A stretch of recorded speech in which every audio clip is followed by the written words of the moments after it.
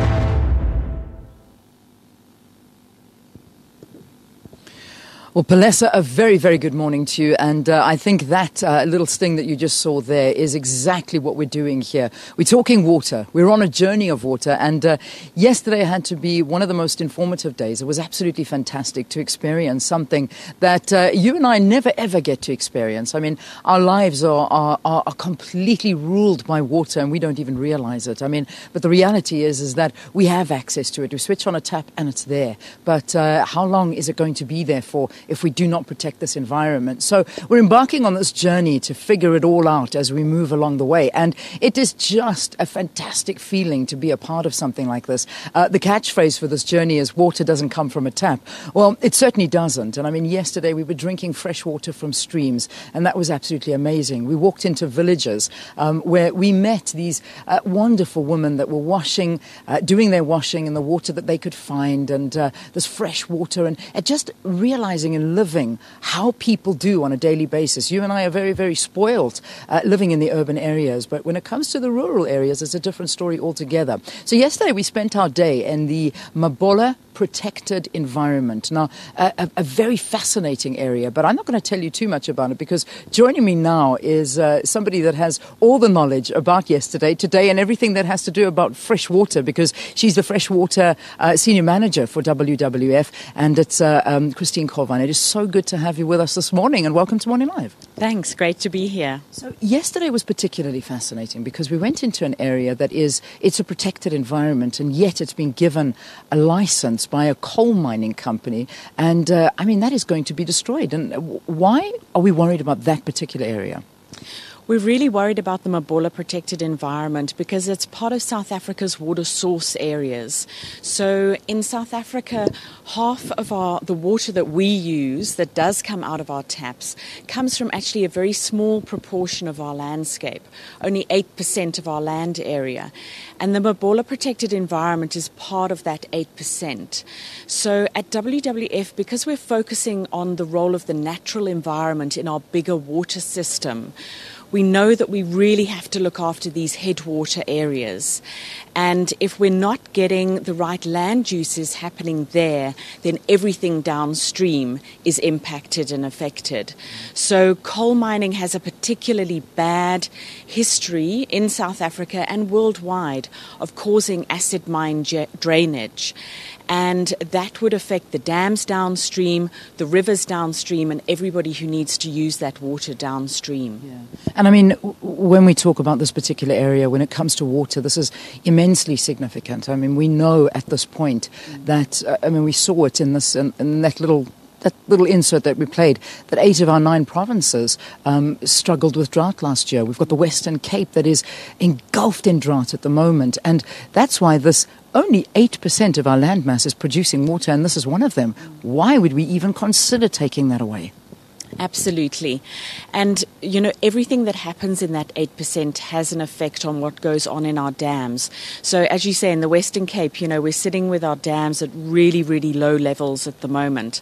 The reason that we can carry on using the little water that's left is because it's of a reasonably good quality. So, if the quality of the water that's getting into our dams is not good, then it almost doesn't matter how much water we have in there if we can't use that water because it's so polluted. Yeah. So we've seen a huge crisis in Gauteng with acid mine drainage as well. And if acid mine drainage generating activities happen in our headwaters, it's going to actually affect the whole of the economy. Yeah. So at the moment, we're busy showing viewers a little bit of a glimpse of our journey yesterday. And this journey took us about 16 kilometers on foot. And it was absolutely amazing where our journey took us to the top of a waterfall where we actually sat and had lunch. Were you happy with what you saw in terms of the area? And we also had the privilege of listening to the people that live there, the tribal leaders as well. Were you happy with what you saw? And also in terms of the amount of water that was out there. It looked a little dry to me, but then again, I'm not the expert of this. Let's talk about how you felt about yesterday. Yeah, one of the fascinating things about that area is that it's been signed into a protected environment.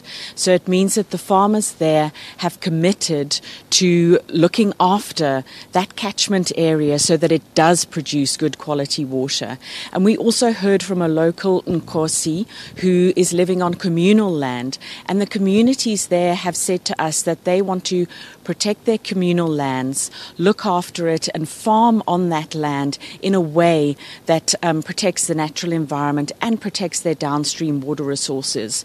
So we're seeing both in communal areas and commercial farming areas that the people who live there want to look after those headwaters for generations to come on their land as well as the downstream users. I'm going to get a bit controversial now because yesterday, just to all the viewers, while we were doing this, it kind of turned into a bigger news story than we anticipated because a huge crowd, 7 buses of people and residents living in that area actually arrived to embark on a protest.